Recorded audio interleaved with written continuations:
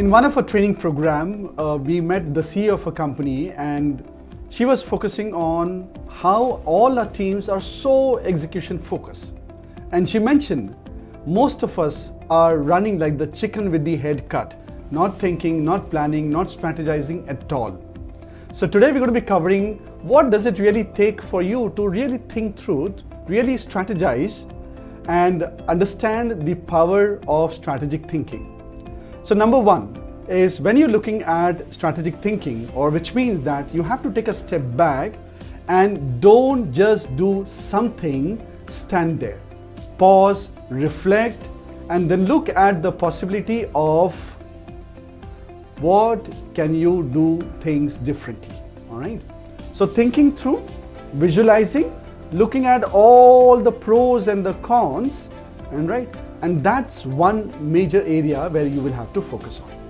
Second is what kind of data, what kind of insights, what kind of knowledge, what kind of skills, what kind of market scenarios can I look and get that information and insight for me to effectively make a decision to go forward in the entire journey. Number three is what kind of resources are available to me right now to ensure that I can strategize and then execute this entire project successfully.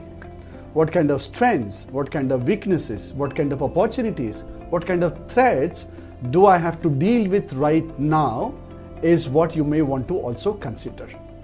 Another important area which you want to focus on is what's working and what's not working.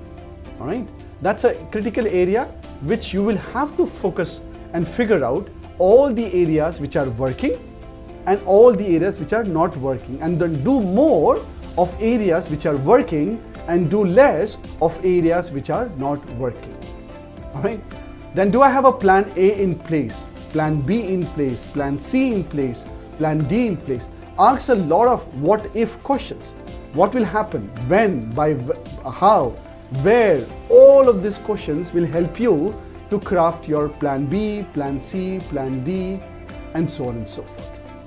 And then most important, try and identify people who have already been there, done that, right? So that you don't have to reinvent the entire wheel. You can just deep into the consciousness of all of those people who have been able to figure it out all by themselves, or probably they could have taken help from somebody else. So you ask them, you become vulnerable, you ask for help, and that's how you'll be able to build your entire muscle for strategic thinking. So next time onwards, before jumping into an execution and running like the chicken with the head cut, look at all of these key areas which you can focus on and then build a beautiful strategic plan for yourself, for your department, and for your organization. All the best.